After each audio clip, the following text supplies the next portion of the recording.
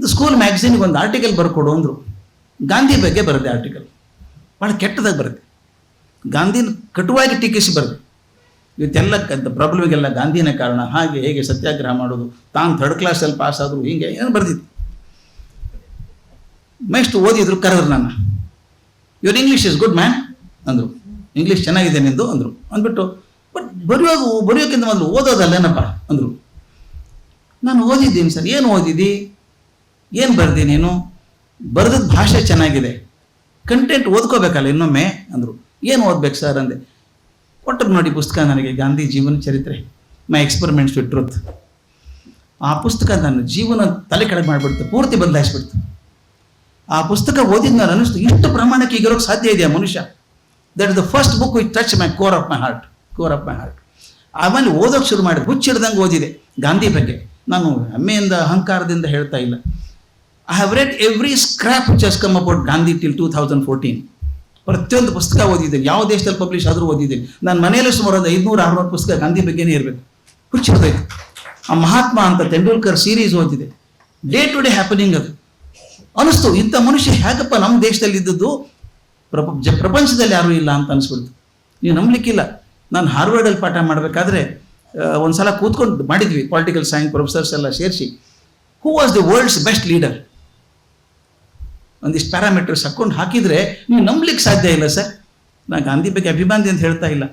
ಆ ಪ್ಯಾರಾಮೀಟರ್ ಹಾಕಿದರೆ second is far away from Gandhi. Gandhi is number 1 all the time, ಪ್ರಪಂಚದ leader ಒಳಗೆ. Not today, from the history of political science ಯಾವಾಗಿನ ತೊಗೊಂಬನಿ ಎಲ್ಲ ದೇಶದ್ದು. ಅವರು ಕೆನೆಡಿ ಆಗ್ಬೋದು, ಲಿಂಕನ್ ಆಗ್ಬೋದು, ಯಾರೇ ಆಗ್ಬೋದು, Gandhi is number 1 and far far below him is the next leader. ಇದು ಅನ್ನಿಸ್ತು ನನಗೆ, ಇಂಥ ಮನುಷ್ಯನ ಬಗ್ಗೆ ಹಂಗೆ ಆರ್ಟಿಕಲ್ ಬರ್ತಿದ್ನಲ್ಲ ಅಂತ. ಪ್ರಾಯಶ್ಚಿತ್ತ ಅಂತ ಓದಿರ್ಬೇಕು ಜಾಸ್ತಿ. ಅದೊಂದು ಹುಚ್ಚು ಹಚ್ಬಿಡ್ತು ನನಗೆ. ಅದೊಂದು ಹಿತಾನೂ ತಂದು ಕೊಡ್ತು, ಭಾಳ ಹಿತ ಕೊಟ್ಟದ್ದು ಅದು ನನಗೆ. ಇನ್ನೊಬ್ಬರು ನನಗೆ ಆಗಲೇ ನಮ್ಮ ಕೆಕ್ಕುಂಡಿ ಸರ್ ಹೇಳಿದ ಹಾಗೆ ಹುಯಿಲ್ಗೋಳ್ ಮಾಸ್ತರ್ ಇದ್ದರು ನಮಗೆ, ವರದರಾಜ್ ಹುಯಿಲ್ಗೋಳ್ ಮಾಸ್ತರ್. ಅವರು ಕುಮಾರವ್ಯಾಸ ಭಾರತ ಪಾಠ ಮಾಡಬೇಕು ನಮಗೆ. ಒಂದು 8-10 ಪದ್ಯ ಇತ್ತು ಕುಮಾರವ್ಯಾಸ ಭಾರತದ ನಮಗೆ. ಮೊದಲು ಬಂದು ಹೇಳೋರು, ಕುಮಾರವ್ಯಾಸ ಭಾರತ ಡೈರೆಕ್ಟ್ಲಿ ಪಾಠನ ಮಾಡ್ತಿರ್ಲಿಲ್ಲ ನಮಗೆ ಅವರು. ಆ ತೋರಣ ನಂದಿ ಅಂತಿದೆ ಮೊದಲು, ಯಾರಾದರೂ ಓದ್ಬೇಕು ಸ್ವಾಮಿ ಅದನ್ನು. ಪುಸ್ತಕ ಕುಮಾರವ್ಯಾಸ ಭಾರತ ಓದೋಕ್ಕಾಗದೆ ಹೋದರೂ ಆ ಮುಂದಿನ ಮುನ್ನುಡಿ ಏನು ಕುವೆಂಪು ಬರೆದಿದ್ದಾರೆ ತೋರಣ ನಂದಿ ಅಂತ, ಎಲ್ಲ ಹಿರಿ ಕವಿಗಳದೆಲ್ಲ ಸೇರಿಸಿ ಒಂದು ತೋರಣ ನಂದಿ ಬರೆದಿದ್ದಾರೆ. ಅದ್ಭುತ ಅದು. ಆ ತೋರಣ ನಂದಿ ಒಂದ್ಸಲ ಹೇಳ್ತಾ, ಭಾಷೆ ಹೇಗಿದೆ ಗೊತ್ತೇನ್ರೋ ಕನ್ನಡ ಭಾಷೆ ಅಂದರು. ಅವ್ರು ಹೇಳಿದ ಮಾತು ಹೇಗೆ ಹುಚ್ಚರಿಸ್ತು ಅಂದರೆ, ಅವ್ರು ಹೇಳ್ತಾ ಒಂದು ಸೆಂಟೆನ್ಸ್ ನೋಡಿ, 50 ವರ್ಷ ಮೇಲೆ ನೆನಪಿದ್ದೇನೆ ಅದು.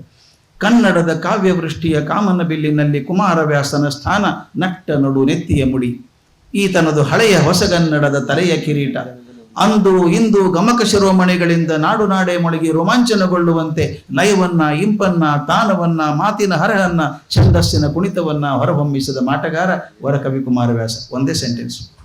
ಬೇಸಿಕಲಿ ತೀರಂ ಶ್ರೀಕಂಠಯ್ಯನವ್ರು ಬರೆದದ್ದು ತೋರಣ ನಂದಿಯಲ್ಲಿ ಬಂದಿತ್ತು. ಅದ್ಭುತ ಅನಿಸಿಲ್ಲ. ಆ ಸೆಂಟೆನ್ಸ್ ಕೇಳಿ ನನಗೆ ಅಯ್ಯೋ ಇಷ್ಟು ಚೆನ್ನಾಗಿದೆಯಲ್ಲ ಇದು ಅಂತ ಹೇಳಿ ಮೊದಲನೇ ಕೆಲಸ ಮಾಡಿದ್ದು, ಮನೆಗೆ ಹೋಗಿ ₹5 ಅಕ್ಕನ ಕಡೆ ಇಸ್ಕೊಂಡು ಕುಮಾರವ್ಯಾಸ ಭಾರತ ತೊಗೊಂಡು ಬಂದು ಆ ಸಾಲ್ ಬೈಪಾಟ್ ಮಾಡಿ ಮರುದಿವ್ಸ ಮೇಷ್ಟ್ರಿಗೆ ಒಪ್ಸಿದ್ರು. ಎಷ್ಟು ಖುಷಿ ಆಗ್ತಿತ್ತು ಅಂದರೆ, ಓದೋದ ಹುಚ್ಚು ಹತ್ತೋದು ಸರಿಯಾಗಿ ಓದೋದು ಹಚ್ಚುವಂಥದ್ದು. ಒಂದು ಮಾತು ನಮ್ಮ ವರದರಾಜ್ ಹುಯಿಲ್ಗೋಳ್ ಮಾಸ್ತರ್ ಹೇಳಿದ್ದು ಪೂರ್ತಿ ಬದಲಾಗ್ಬಿಡ್ತು. ಕುಮಾರವ್ಯಾಸ ಭಾರತ ಓದೋದಕ್ಕೊಂದು ಪ್ರವೇಶ ಆಯಿತು. ಮುಂದೆ ರಾಜರತ್ನಂ ನಾನು ಬೆಂಗಳೂರಿಗೆ ಹೋದಾಗ ಸಿಕ್ಕರು. ಆ ಹಿತ ಅನ್ನೋದು ಹೇಳ್ತೀನಿ ನಾನು. ನಾನು ಯಾವುದಾದ್ರೂ ಖುಷಿ ಅಂತ ಹೇಳ್ತಾ ಇಲ್ಲ, ಯಾವುದು ನನಗೆ ಹಿತ ಕೊಡ್ತೋ, ಮನಸ್ಸಿಗೆ ತೃಪ್ತಿ ಕೊಡ್ತೋ, ಶಾಂತತೆ ಕೊಡ್ತೋ ಅನ್ನೋದನ್ನು. ಬೆಂಗಳೂರಿಗೆ ಹೋದಾಗ ನಾನು ಅನಾಥ ಪ್ರಜ್ಞೆಯಿಂದ ಹೋದವನು, ಯಾರೂ ಪರಿಚಯ ಇಲ್ಲ ನನಗೆ ಅಲ್ಲಿ. ಬೇಂದ್ರೆ ಅವರು ನಾನು ಹುಟ್ಟದ ಸಣ್ಣ ಹುಡುಗರಿಂದ ಪರಿಚಯ ಮಾಡ್ಬಿಟ್ಟಿದ್ದೆ, ಮನೆಗೆ ಬರೋರು ಅವರೆಲ್ಲ. ನಾನು ಹೇಳಿದೆ ಬೆಂಗಳೂರಿಗೆ ಹೋಗ್ತಾ ಇದ್ದೀನಿ ಸರ್. ಓ ನೀನು ಕೆಟ್ಟ ಪಟ್ಟಣ ಸೇರ್ತೀನಪ್ಪ ಅಂದರು. ಕೆಟ್ಟೇನು ಸೇರೋದಿಲ್ರಿ, ನೌಕರಿಗೆ ಹೊಂಟೀನಿ ಅಂತ ಹೇಳಿದೆ. ಅಲ್ಲಿ ಯಾರೂ ಪರಿಚಯ ಇಲ್ಲ ಅಂತ, ನಾ ಚೀಟಿ ಕೊಡ್ತೀನಿ ತಗೋ ಅಂತ ಒಂದು ಪತ್ರ ಬರೆದು ಕವರಲ್ಲಿ ಹಾಕಿ ಸೀಲ್ ಹಾಕಿಕೊಟ್ರು. ಮೇಲೆ ಡಾಕ್ಟರ್ GP ರಾಜರತ್ನಂ ಅಂತ ಬರೆದಿತ್ತು. ಅಲ್ಲಿ ತೊಗೊಂಡು ಹೋದೆ. ರಾಜರತ್ನಂ ಎಲ್ಲಿದ್ದಾರೆ ಗೊತ್ತಿಲ್ಲ, ನಮ್ಮ ನಕ್ಷತ್ರ ಅವರು ರಾಜರತ್ನಂ ಅಂದರೆ. ಅಲ್ಲಿ ಕಾಲೇಜಲ್ಲಿ ಕೆಲಸ ಮಾಡೋರು ನಮ್ಮ ಸೆಕ್ರೆಟರಿ ಕೇಳಿದೆ, ಸರ್ ರಾಜರತ್ನಂ ಸರ್ ಎಲ್ಲಿರ್ತಾರೆ ಸರ್? ಇಲ್ಲೇ ಇರ್ತಾರೆ ರೀ ಮಲ್ಲೇಶ್ವರಂದಲ್ಲಿ, ಅವ್ರು ನಮ್ಮ ಗುರುಗಳವರು, ಕರ್ಕೊಂಡು ಹೋಗ್ತೀನಿ ಬನ್ನಿ ಅಂದರು. ಭಾನುವಾರ ದಿವಸ ಕರ್ಕೊಂಡು ಹೋದ್ರು ನಮ್ಮ ಮನೆಗೆ. ಕೆಮ್ಮು forget these are the turning points, ನಮ್ಮ ಓದಿಗೆ ಹಚ್ಚಿದಂಥ ಗಳಿಗೆಗಳು. ರಾಜರತ್ನಂ ಕಡೆ ಹೋದಾಗ ಅವ್ರು ಕೇಳಿದರು, ಲೆಟರ್ ಕೊಟ್ಟೆ, ಹಿಂಗೆ ಬೇಂದ್ರೆ ಕೊಟ್ಟಿದ್ದಾರೆ ಅಂತ. ಏನು ಓದು, ಏನು ಭಾರಿ ರೆಕಮೆಂಡೇಶನ್ ತಂದಿದ್ದೀರಿ ಅಂದರು. ರೆಕಮೆಂಡೇಶನ್ ಏನಿಲ್ಲ ಸರ್, ಯಾರ್ದು ಪರಿಚಯ ಇಲ್ಲ ನನಗೆ ಕೊಟ್ಟರು ನಿಮಗೆ ಅಂತ. ಇಲ್ಲ, ಬರ್ತಾ ಇರಿ ಎಂದು. ಅವ್ರ ಕಡೆಗೆ ಹೋದರೆ ಏನೇನು ಕಲಿಸಿದ್ರು ಅಂದರೆ ಅವಾಗೆಲ್ಲ ಮಳೆ ಜೋಡಿಸೋದು, ಪ್ರಿಂಟಿಂಗ್ ಪ್ರೆಸ್, ಆ ಪ್ರೂಫ್ ಮಾಡಬೇಕು ನಮಗೆ, ಆ ಕಾಗೆ ಕಾಲು ಆ ಪ್ರೂಫ್ ತೋರಿಸಿ ಅವ್ರು ಹೆಂಗೆ ಪ್ರೂಫ್ ಮಾಡಬೇಕು ಅಂತ ಕಲಿಸಿದ್ರು. ಪ್ರತಿಯೊಂದು ಹೋಗಿ ಹಂಗೆ ಪ್ರೆಸ್ಟಿಗೆ ಕೊಟ್ಟು ಬರಬೇಕು, ಬೈಂಡ್ ಆಯ್ತಾ ನೋಡ್ಕೊಂಬರ್ಬೇಕು, ಕವರ್ ಪೇಜ್ ಸರಿ ಆಯ್ತಾ ನೋಡ್ಕೊಂಬರ್ಬೇಕು, ಅದೆಲ್ಲ ಕೆಲಸ ಹಚ್ಚಿದ್ರು. ಇನ್ನೊಂದು ಅವ್ರು ಎಲ್ಲರೂ ಭಾಷಣಕ್ಕೆ ಹೋದಾಗ ಪುಸ್ತಕ ಎತ್ಕೊಂಡು ಹೋಗೋರು, ನಿಮ್ಗೆ ಗೊತ್ತಿರಬೇಕು, ರಾಜರತ್ನ ಪುಸ್ತಕ ಇಲ್ಲದೆ ಎಂದು ಹೋಗ್ತಾ ಇರಲಿಲ್ಲ. ಹೇಗೆ ಒಂದು ಚೀಲ ಹಾಕೊಂಡು ಇಷ್ಟು ಪುಸ್ತಕ ಹಾಕೊಂಡು ಹೋಗೋರು, ಅಲ್ಲಿ ಟೇಬಲ್ ಮೇಲೆ ಇಟ್ಟು ಮಾರಬೇಕು. ನಾವು ಮಾರ್ತಿದ್ದೆ ಅದನ್ನು ಹೊರಗೆ ಕೂತ್ಕೊಂಡು, ಅವ್ರು ಲೆಕ್ಚರ್ ಆಗುತ್ತೆ ಅನ್ಕೊಂಡು. ಜನ ಟೀಕೆ ಮಾಡ್ತಿದ್ರು, ಪುಸ್ತಕ ಮಾರ್ತಾರ್ರಿ ಇವರು, ಪುಸ್ತಕ ವ್ಯಾಪಾರಿ ಅಂತ. ಅದ್ರ ಬಹಳ ಜನ ಗೊತ್ತಿಲ್ಲ, ತನ್ನ ಪುಸ್ತಕ ಮಾರಲೇ ಇಲ್ಲ ಅವ್ರು, ಮತ್ತೊಬ್ಬರದೇ ಮಾರೋರು. ಹಿಂಗೆ ಹಿಡ್ಕೊಳ್ಳೋರು. ಇದು ಚಂದ್ರಶೇಖರ್ ಕಂಬಾರ ಅನ್ನೋರು ಬರ್ದು, ಹುಡುಗ, ಹೊಸ ಹುಡುಗ, ಚೆನ್ನಾಗಿ ಬರ್ದಿದ್ದ, ಹೊಸ ಹುಡುಗರು ಅವಾಗೆಲ್ಲ ಚೆನ್ನಾಗಿ ಬರ್ದಿದ್ದಾರೆ ನೋಡಿ, ಇದು ಪುಸ್ತಕ ಓದಿ ಅಂತ ಪುಸ್ತಕ ಪ್ರಚಾರ ಮಾಡಿದವರು. ಅವರು ಬೌದ್ಧ ಧರ್ಮದ ಬಗ್ಗೆ, ಜೈನ ಧರ್ಮದ ಬಗ್ಗೆ ತಲಸ್ಪರ್ಶಿ ಅಧ್ಯಯನ ಮಾಡಿದವರು. ಅವ್ರು ಅನುವಾದ ಮಾಡೋದು ನೋಡಿದ್ದೆ. ನಾನೇನು ಸಹಾಯ ಮಾಡಲ ಸರ್ ಅಂದೆ. ಕಲಿತೀರೇನ್ರಿ ಪಾಲಿ ಭಾಷೆ ಅಂದರು. ಕಲಿಸಿದ್ರೆ ಕಲಿತೀನಿ ಸರ್ ಅಂದೆ. ಮುಂದೆ 6 ತಿಂಗಳು ಪಾಲಿ ಭಾಷೆ ಕಲಿಸೋಕೆ ಶುರು ಮಾಡಿದ್ರು ನನಗೆ. ಮಾಡಿಬಿಟ್ಟು ಕೆಲವು ಅನುವಾದ ಮಾಡಿರಿ ಕತೆ, ಪಾಲಿ ಕಥೆಗಳನ್ನು ಅಂತ. ಕೆಲವು ಬುದ್ಧನ ಕಥೆಗಳನ್ನು ಅನುವಾದ ಮಾಡಿದೆ. ಒಂದು 15-20 ಮಾಡಿರಬೇಕು. ಆ ಸಪ್ತಿದ್ದವರು ಹಿಂಗೆ ಮಾಡಿ, ಇದು ಪದ ಅಲ್ಲ ಅಂಥೇಳಿ ಮಾಡಿದ. ಒಂದು 20 ಆದಮೇಲೆ ಒಂದು ಕೆಲಸ ಮಾಡಿ ಮೇಷ್ಟ್ರೆ ಅನ್ನೋರು ನನಗೆ, ಮೇಷ್ಟ್ರೆ ಒಂದು ಸಣ್ಣ ಲೆಕ್ಚರ್ ಕೊಟ್ಬಿಡಿ, ಇಲ್ಲೇ ಒಂದು 15-20 ಜನ ಇರ್ತಾರೆ ಅಂದರು. ನಾನು ಹುಚ್ಚ ಹ್ಞೂ ಅಂದ್ಬಿಟ್ಟೆ. 15-20 ಜನ ಇರ್ತಾರೆ ಅಂದರೆ ಕಡಿಮೆ ಇರ್ತದೆ ಸಂಖ್ಯೆ ಅಂತ ಹ್ಞೂ ಅಂದ್ಬಿಟ್ಟೆ. ಬೆಳಗ್ಗೆ ಸಂಡೇ ದಿವಸ ಭಾನುವಾರ ಆಟೋದಲ್ಲಿ ಕರ್ಕೊಂಡು ಹೋದ್ರು ನಾನು NR ಕಾಲನಿಗೆ, ಗೋಖಲೆ ಇನ್ಸ್ಟಿಟ್ಯೂಟಿಗೆ. ಇದು ದೊಡ್ಡದಿರಲಿಲ್ಲ, ಗೋಖಲೆ ಇನ್ಸ್ಟಿಟ್ಯೂಟ್ ಸಣ್ಣದಿತ್ತು ಅವಾಗ. ಕಟ್ಟೆ ಮೇಲೆ ಗುಂಡಪ್ಪ ಕೂತಿದ್ರು. ಎದೆ ಹೊಡೆದೋಯ್ತಂದು.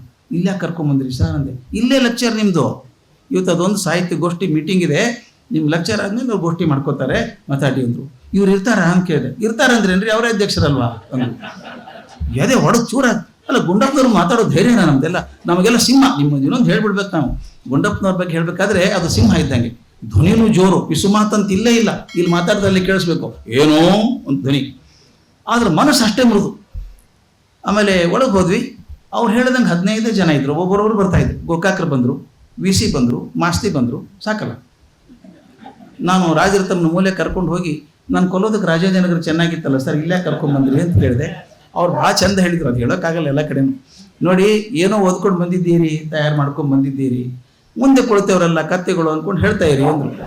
ಹಂಗೆ ಅನ್ನೋಕ್ಕಾಗತ್ತ, ಹೇಳ್ತಾ ಇರಿ ಅಂದರು. ಎದೆ ನಡ್ಕ ಬಂತು. ಸ್ವಲ್ಪ ಶುರು ಥಂಡಿ ಚಳಿ ಆಗ್ಬಿಡ್ತು. ಒಂದ್ಸಲ ಕತೆ ಶುರು ಆಯ್ತಾ, ಬಾಲಿ ಕತೆ ಅನುವಾದ ಮಾಡಿದ್ದು ತುಂಬ ಚೆನ್ನಾಗಿತ್ತು. ಮುಂದೆ 40 ನಿಮಿಷ ಮಾತಾಡಿದೆ, ಮುಗಿಸಿದೆ. ಮುಗಿಸಿದ ತಕ್ಷಣ ಭಯ ಆಯಿತು, ಏನಂತಾರೆ ನೋಡಬೇಕು ಅಂತ. ಮಾಸ್ತಿ ಅವಾಗೇನೋ 80 ವರ್ಷ ಆಗೇನೋ, ಪುಟ್ಟ ನಡೀತಾರೆ. ಅವಾಗ ನೋಡಿದವರು ಪಟ ಬಂದರು, ಭುಜ ಹಿಡ್ಕೊಂಡ್ರು. ಮೇಷ್ಟ್ರೆ, ಅದು ನೀವು ಅಂಗುಲಿಮಾಲ ಕತೆ ಎಷ್ಟು ಚೆನ್ನಾಗಿದೆ ನೋಡ್ರಿ, ಅದು ನಾವು ಕನ್ನಡದಲ್ಲಿ ಕೆಡಿಸ್ಬಿಟ್ಟಿದ್ದೀವಿ, ಅದನ್ನು ಅದು ಬರ್ಕೊಡ್ರಿ ನನಗೆ, ನಾನು ಪಬ್ಲಿಷ್ ಮಾಡ್ತೀನಿ ಅದನ್ನು ಜೀವನದಲ್ಲಿ ಅಂದರು. ನನಗೇನು ನೊಬೆಲ್ ಪ್ರೈಸ್ ಸಿಕ್ಕಂಗೆ ಆಯ್ತು. ಮಾಸ್ತಿ ಅಂತವ್ರು ಚೆನ್ನಾಗಿದೆ ಅಂದರೆ ಸಾಕಲ್ಲ. DVG ಬಂದರು, ಬೆನ್ನ ಮೇಲೆ ರಪ್ಪ ಅಂತ ಹೊಡೆದ್ರು. ಬೇಷ್, ಭಾಳ ಚೆನ್ನಾಗಿತ್ತು ಅಂದರು. ಒಂದು DVG ಒಂದು ಮಾಸ್ತಿ ಹೇಳಿದರೆ ಸಾಕು ಅನಿಸ್ಬಿಡ್ತು. ಆಗ ಮಾಸ್ತಿ ಮನೆಗೆ ಕರ್ಕೊಂಡು ಹೋದ್ರು. ನಾನು ನೆನೆಸ್ಕೋಬೇಕಾದ್ರೆ ಮನೆಗೆ ಕರ್ಕೊಂಡು ಹೋಗಿ ಜೀವನಕ್ಕೆ 1-2 ಲೇಖನ ಬರೆಸಿದ್ರು ನನ್ನ ಕಡೆಯಿಂದ. ಬರೆಸ್ಬಿಟ್ಟು ಒಂದು ಹೇಳಿದರು, ಮೇಷ್ಟ್ರೆ, ನೀವು 1 ಸಾಲು ಬರೀಬೇಕಾದ್ರೆ 1000 ಸಾಲು ಓದಬೇಕು. 1000 ಸಾಲು ಓದಿದ್ರೆ 1 ಸಾಲು ಬರೆಯೋ ಶಕ್ತಿ ಬರುತ್ತೆ ನಿಮಗೆ.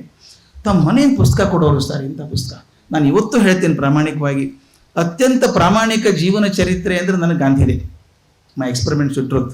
ಅದ ನಂತರ ನಾನು ಏನಾದರೂ ಲಿಸ್ಟ್ ಮಾಡೋದಾದರೆ ಮಾಸ್ತಿಯವರ ಭಾವ ಅಂತ ಪುಸ್ತಕ. ಅದು most honest biography of any person. ಅದೆಲ್ಲ ಕೊಟ್ಟರು, ಓದಬೇಕು. ಎಷ್ಟು ಓದಿಸ್ಬೇಕು ಅಂದರೆ ಅವರು ನನಗೆ ಬರೆಯೋದು ಕಲಿಸ್ಕೊಟ್ರು ಸರ್. ಅವರು ನನಗೆ ಹಿತ ಅಂದರೆ ಹೇಗೆ ಬರೀಬೇಕು ಅಂತ ಒಂದು ಲೇಖನ ಬರೆದು ಕೊಟ್ಟೆ, ಪಬ್ಲಿಷ್ ಮಾಡಿದರು. ಮರುವಾರ ಕರೆದ್ರು, ಬನ್ನಿ ಕೂತ್ಕೊಳ್ಳಿ ಮೇಷ್ಟ್ರೆ ಅಂದರು. ಕೂತ್ಕೊಂಡ್ಬಿಟ್ಟು, ನೀವು ಲೇಖನ ಬರೆದ್ರಲ್ಲ, ಯಾರಿಗೆ ಕೊಟ್ರಿ, ಯಾರಿಗೆ ಬರೆದ್ರಿ ಅಂತ ಕೇಳಿದ್ರು. ನೀವೇ ಕೇಳಿದ್ರಲ್ಲ ಸರ್ ಅಂದೆ. ನಾ ಕೇಳಿದೆ, ಬಟ್ ಯಾರು ಓದ್ತಾರೆ ಇದನ್ನು ಅಂತ. ನನಗೆ ಗೊತ್ತಿಲ್ಲ ಸರ್ ಅಂದೆ. ಹಂಗೆ ಮಾಡಬಾರ್ದು, ಬರೆಯೋನಿಗೆ ಯಾರು ಓದ್ತಾರೆ ಅಂತ ಕಲ್ಪನೆ ಇರಬೇಕು. ಎಷ್ಟು ಚಂದ, ಯಾರು ಓದ್ತಾರೆ ಅಂತ ಕಲ್ಪನೆ ಇರಬೇಕು. ಇಷ್ಟು ಕ್ಲಿಯರಾಗಿ ಇವತ್ತಿಗೂ ನಮ್ಮ ಮನಸ್ಸು ಸ್ಪಷ್ಟ ಇದೆ ಅಂದರೆ ಅವ್ರು ಹೇಳಿದರು, ನೋಡಿ, ಪ್ರಪಂಚದಲ್ಲಿ ಒಂದು 5% ಜನ ಪಂಡಿತರು ಇರ್ತಾರೆ, 95% ಇನ್ನೋಸೆಂಟ್ ಜನ ಇರ್ತಾರೆ, ಮುಗ್ಧರು ಇರ್ತಾರೆ. ಅವ್ರು ಓದೋಕ್ಕೆ ಬರುತ್ತೆ ಅಷ್ಟೇ. ಕಲ್ಪನೆ ಮಾಡ್ಕೊಳ್ಳಿ, ಅವ್ರು ಹೆಂಗಸಿದ್ದಾಳೆ, ಆಕೆ ಓದೋದಕ್ಕೆ ಬರೋದಕ್ಕೆ ಬರುತ್ತೆ, ಹೆಚ್ಚಿಗೆ ತಲೆಗೆ ಹೋಗಲ್ಲ. ಆಕೆಗೂ ಅರ್ಥ ಆಗೋಂಗೆ ಬರಿಬೇಕು ನೀವು. ಆಕೆಗೆ ಅರ್ಥ ಆದರೆ ಪಂಡಿತರಿಗೆ ಖಂಡಿತ ಅರ್ಥ ಆಗುತ್ತೆ. ಆದರೆ ಪಂಡಿತರಿಗೆ ಮಾತ್ರ ಅರ್ಥ ಆದರೆ 95% ಜನಕ್ಕೆ ಅರ್ಥ ಆಗಲ್ಲ. ನೀವೇನು ಬರಿತೀರೋ ಇನ್ನೂ ಸುಲಭ ಮಾಡ್ಬೋದಾ ನೋಡಿ. ನೋಡಿ ಇನ್ನೂ ಸುಲಭ ಮಾಡಿ, 2 ಸಲ 3 ಸಲ ನೋಡಿ, ಇದಕ್ಕಿಂತ ಏನು ಸುಲಭ ಮಾಡೋಕೆ ಸಾಧ್ಯ ಇಲ್ಲ ಅಂತ ಬರೆದು ಕಳಿಸ್ಕೊಡಿ ಅಂದ್ಬಿಟ್ಟು ನಾನು ಬೆಂತಟ್ಟು ಹೇಳಿದರು. Writing simple is the most complex one ಅಂದರು. ಎಷ್ಟು ಚಂದ. ಸುಲಭವಾಗಿ ಬರೆಯೋದು ಬಹಳ ಕಷ್ಟ. ಸುಲಭವಾಗಿ ಸಿಂಪಲ್ ಎಲ್ರಿಗೂ ಅರ್ಥ ಆಗುವಂಗೆ ಬರೆಯೋದು ಬಹಳ ಕಷ್ಟ. ಅದು ಇವತ್ತಿಗೂ ನಾನು ಕಾಡುತ್ತೆ. ಏನೇ ಬರೆದ್ರು ಕೂಡ ಅರ್ಥ ಆಗತ್ತಾ, ಕಾಮನ್ ಮ್ಯಾನಿಗೆ ಅರ್ಥ ಆಗತ್ತಾ ಇದು ಅಂತ ಆ ಕಲಿಸಿದ್ದು ಆ ಬರಹ ಕೊಡೋರು. ಮಾಸ್ತಿಯವ್ರ ಬರಹದಷ್ಟು ಸುಲಭವಾಗಿ ಬರುವ ಎಲ್ಲಿ ಸಿಗ್ತದ ಸರ್ ನಿಮಗೆ? ಅತ್ಯಂತ ಸುಲಭ ಅವ್ರ ಭಾಷೆ, ಯಾವುದು ಹೆವಿ ಲ್ಯಾಂಗ್ವೇಜ್ ವರ್ಡೇ ಇಲ್ಲ ಅವ್ರ ಕಡೆ ಅಂತ ಪದ ಬರೆಯೋದು. ಅವರಿಂದ ಕಲ್ಕೋಬೇಕಾಯ್ತು.